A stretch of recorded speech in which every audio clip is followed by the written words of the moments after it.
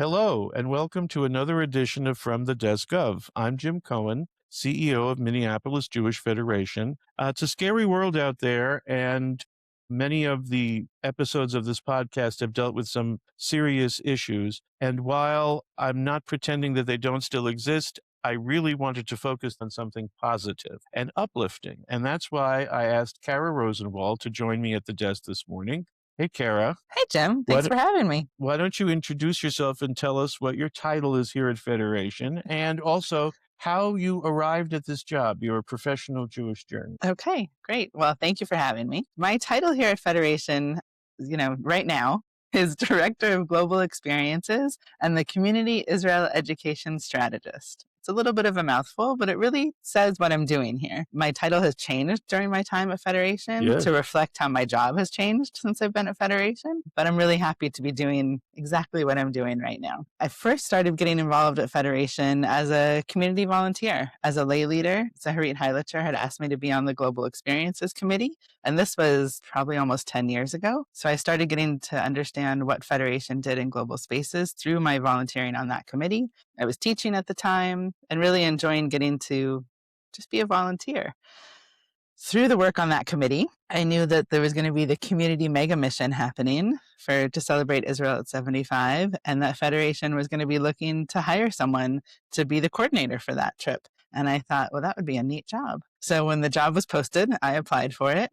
I was hired, and the rest is history. The rest is history. I remember being told we want to bring on Kara Rosenwald to do this position, and to say that set the course for stardom is an understatement because people are still talking about our mega mission Israel at 75 and what a success it was. Two things that you mentioned that I want to probe on a little bit. Number one is you were teaching at the time, you said. Tell me a little bit about how being an educator informs how you go about developing a potential global experience for our community and just the benefits of having that education background. Sure. So I think one of the things that I'm able to really bring to the table for our global experiences is that we don't start the learning when we get to where we're going. We start the learning before we get there. And what I mean by that is for every one of our global experiences, we have some kind of pre-trip programming, an event, a program, speaker, so that our participants can learn more about where we're going before we get there. And I also bring into everything I do the idea that there are many different kind of learners. And so any of the programs that we do before the trip, during the trip, I always try to think about people that are visual learners, people that need to read things to understand them. And so we offer different ways of learning through different modalities. And I think that's one of the reasons that our global experience program has been so successful in that it is not cookie cutter and that because of our size and because of our flexibility and because you're doing this every day, we're able to meet people where they are and provide a level of service or I don't want to say customization, as being a part of it that other people do. Would say that's accurate. Yeah, yep, absolutely. I mean, even the things like we offer ideas of podcasts to listen to or pre-reads before a trip so that people can really get an understanding even at their own pacing. And other places are not doing that. Other federations are doing amazing programming. And I have a lot of really wonderful colleagues in the federation space that I've learned a lot from. But I'm proud to say that they're also learning from what we're doing here. It's terrific. One of Federation's main goals is to build that sense of community Mhm. and to help our community see everything that we do through the Federation system in Israel and around the world, and to really feel like you're a part of something pretty substantial. And what we're able to accomplish is terrific. I want to probe a little bit now. You said the impact of these. Talk to me about traveling now 4 times to Israel in our Tikvatenu solidarity and volunteer missions, about what the impact was you noticed of our participants in the moment. So impact is such a powerful word. And more importantly, with the work we're doing, it's the Jewish impact that we're making. Right. On each Tikvatenu trip, Federation was able to open a link so that participants, family, and friends could donate funds here for the group to use on the ground in Israel as we saw the needs arise. It was really a great example for the Tikvatenu participants to understand how funds raised locally can help the community, the Jewish community globally. On Tikvatenu 2, we worked with an organization called Gesta, which was started by a young man named Yuval, who, as he was driving away from the Nova site, he promised to God that if he survived, he was going to do good with his life. And he started this organization called Gesta to help people in the community. And he does a lot of help. He lives in Rehovot, which is our partnership city. So he connected us with two Ethiopian seniors, these women that had come over to Israel during one of the evacuations from Ethiopia. And it was going to be our job to paint their apartments and help get them cleaned up. And when we first arrived, we split up with the group.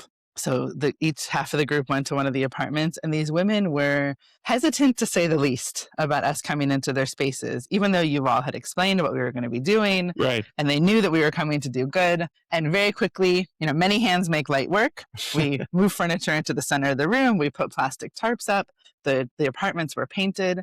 And one of the women had her granddaughter and her granddaughter's son living with her. And we don't know where the missing generation was, but her granddaughter was probably in her probably 3 or 4-year-old son was living there. And our participants were really affected by, they didn't see any toys around. There wasn't clean towels. They were really living in a poverty state. And so our group, as a group, decided they wanted to use some of the funds that had been given by community members to spruce up these women's apartments. And so some of our participants got in the car and went to a store kind of like Target and bought each woman a new toaster oven, new kitchen towels, new bath towels, and for this little boy, a bath towel with a hood and a couple trucks. And when we presented all these things to them after their apartments had been painted and we had moved the furniture back because everyone was working while the shopping was happening, these women's bodies relaxed. You could see the impact that we had made for these Jewish women living in Rehovot who had come from Ethiopia, and what we were able to do as a group just in a matter of hours. It was very beautiful. It's very cliche what I'm about to say, but it is so true in that one of the things that I often say about Federation, and I think one of the things that has changed over the years, is that impact can happen at any level. You don't need to be a major donor and make a 6-figure gift to have an impact on the Jewish world. I'm not going to turn down any 6-figure gifts, but that truck changed a little boy's life. And that interaction with our folks from Minneapolis and folks from Rehovot is priceless in keeping the Jewish people strong. And I'm always amazed at how the little moments just have they just gives you goosebumps. I can still envision these women, like their whole body language changed by the end of the day. Really What a beautiful. nice story. Moving along the impact train, we now come to post-trip impact. And when people ask me how we're moving the needle, showing people what Federation is all about, giving them a sense of community, traveling, what do they do when they come back? So one of the success stories that's top of mind for me right now is Federation has partnered with an organization called Momentum to be able to bring women together that are raising Jewish children under the age of 18. Our most recent cohort, there's some of the moms that decided to continue on with the Momentum Fellowship. They went to Chicago, they did a bunch of learning on leadership, and they're bringing a cohort here to Minneapolis called Moments of Joy and Friendship, which is the same initials as MJF. So they're spinning off that. MJF brings Moments of Joy and Friendship to help other moms here in Minneapolis find connection about raising their Jewish children. We have some of the moms that went on Momentum that were not affiliated at all with Federation and really didn't have Jewish involvement in the community before. And I just saw one of them yesterday here in the lobby in the building, and she said she hadn't seen me in a while. She was telling me about her daughter's now going to the day school.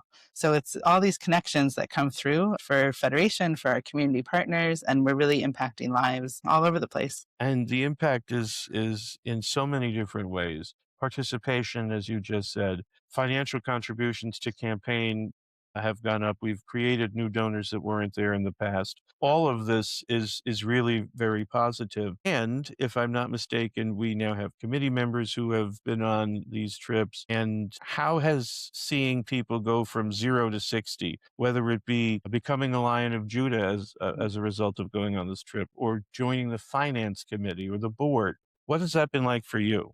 It's really wonderful to see. I remember when I was just a beginning volunteer with Federation years before, almost 10 years ago now, and that I didn't know what Federation was all about. And so to see people learn about Federation through our Global Experiences program, understand all the amazing things happening and the ways they can help be a part of it, it brings a smile to my face. As it should. It does to me too. Okay, we've been talking about the past, and now to keep with the theme of having an upbeat conversation today, let's talk about the future. There's a whole bunch of great stuff on tap, and I'd love for you to tell our listeners about it. Sure. So 2 weeks from today, actually, our Ben Gurion Society will be stepping off the plane in Panama, which we're very excited. We have 29 participants. This global experience is being chaired by Brittany Willis and Sam Edelstein. And we're going to go experience Panama, see the Jewish community in Panama. That's really going to be great. And then this summer, we have a few different things going on. We have our Jewish Life in Poland GE. That is being chaired by Marilyn Levy Baumgarten and Alan Baumgarten. Registration is open for that. And the really special thing about this GE is that it's focusing on Jewish life in Poland. There's the Festival of Jewish Life that takes place. It's the largest festival of Jewish life in all of Europe and maybe the world. And this trip is timed so that participants can be a part of that. So it should really be very special. It's a twist on the March of the Living insofar as, while that's a very important trip and people changes their lives too, this has a slightly different angle, if I understand it, that it's really more about life today in Poland, which I find fascinating. Yeah. And the itinerary does take people to a couple of the different concentration camps because that is the story of what happened with Jewish life in Poland. Not trying to ignore it. Right. But really focusing on the life that lives there now. Right around that same time, our Minneapolis Mifgash cohort of professionals in our Jewish community will be in Israel.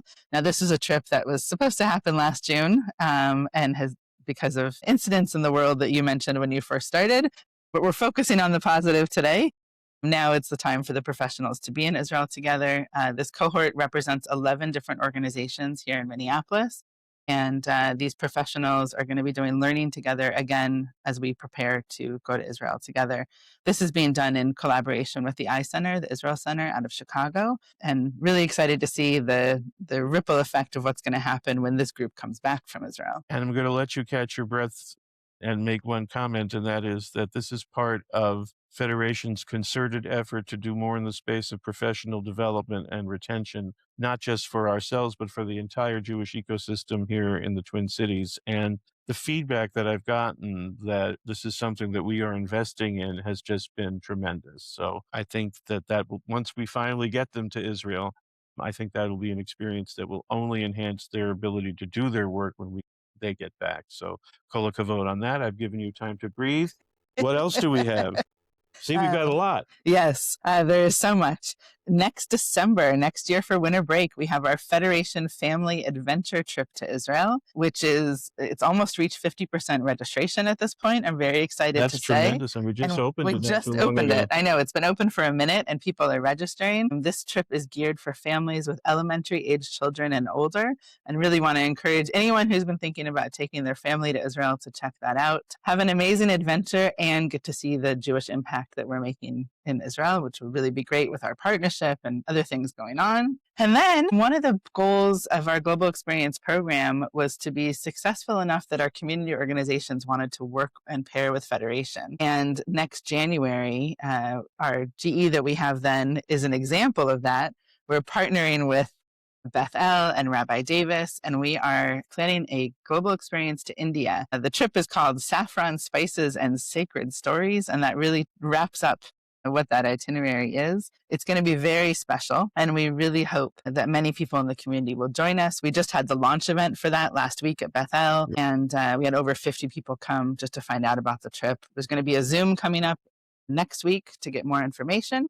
And then in the works, kind of not dated yet, but in the works, is that we're going to be interviewing for the next Momentum Trip cohort, and that travel will be in 2027. And then our 4 Tikvatenu volunteer and solidarity missions were so successful, and the community really wanted those. So we want to make sure that we're responding to what our community is looking for, and we're going to be planning a Rebuilding Israel trip. So stay tuned for more information on that coming up soon. Right. I think that's very critical to identify the fact that while things are moving from the critical to the chronic in Israel, that there are long-term things that still need to be accomplished. We're not turning our back and we're still going to be sending volunteers, but we recognize that there needs to be a little bit of a pivot. And so we're taking a little time to see what that trip will look like and really provide not just the best possible experience for the people who go on the first Rebuild Israel trip, but also to make sure that we're actually rebuilding Israel, that we're not just going there for the sake of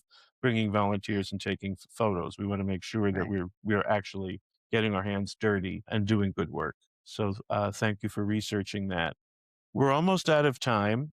That's because we've jumped all over the globe in a very short period of time. But I want to just give you an opportunity to leave our listeners with one thought, and that is 5 years from now, when we have had so many people go through a global experience with Minneapolis Jewish Federation, where do you see this program, and where are areas that we have not yet explored that we might want to visit someday and make a difference?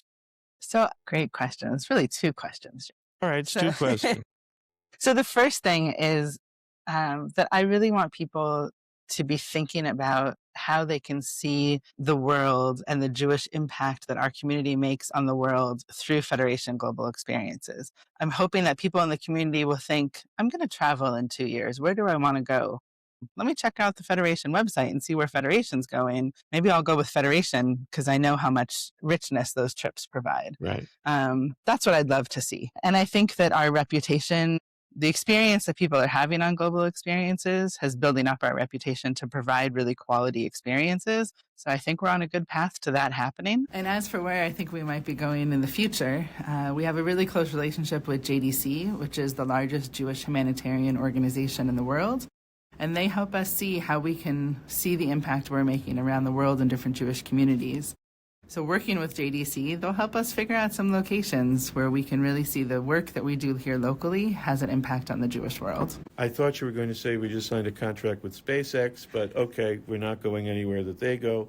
Kara, thank you so much for all that you're doing for us, the community, for global experiences, for keeping the Jewish people connected with the world around them. I'm very proud that Federation is able to offer this and really provide a view of all that goes on in the world and our piece in it. So thank you.